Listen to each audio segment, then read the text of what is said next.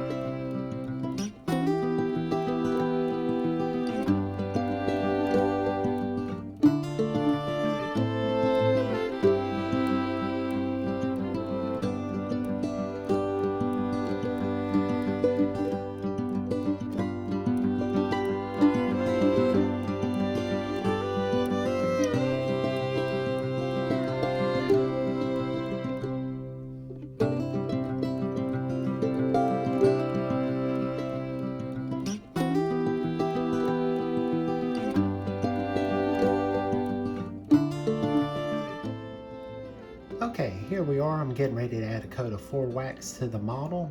I always get concerned with putting a spray clear over another paint.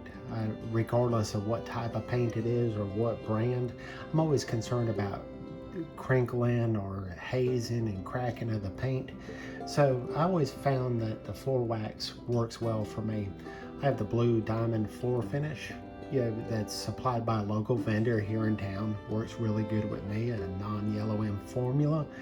And what I do is I take some of the floor finish, I put it in a measuring cup, and then I just apply it with a brush. So what I'm going to do is get started and let you see the process. I'll usually do 2 coats to get a good shine, letting it dry between coats. So let's go ahead and get started with that.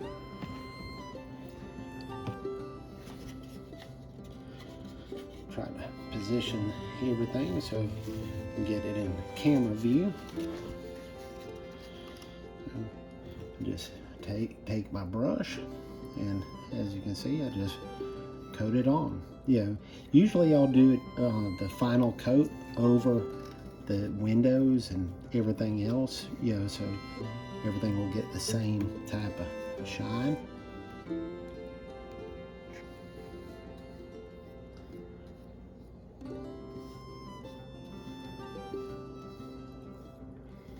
And this is one way I've found around, or an end around, not to have to worry about messing up the paint job underneath.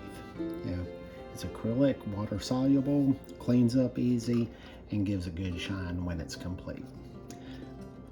Okay, so there is the first coat. We'll let that dry and come back in and do another coat.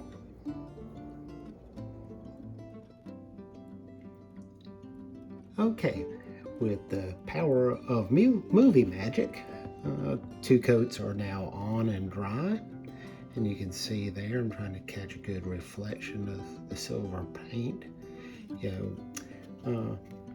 Works out really well. It's durable. I don't have to worry about it messing up. If it can hold up to floor traffic and boots and heels and soles of shoes clicking across the floor, I think my model will be pretty safe sitting on a shelf. So there we have it.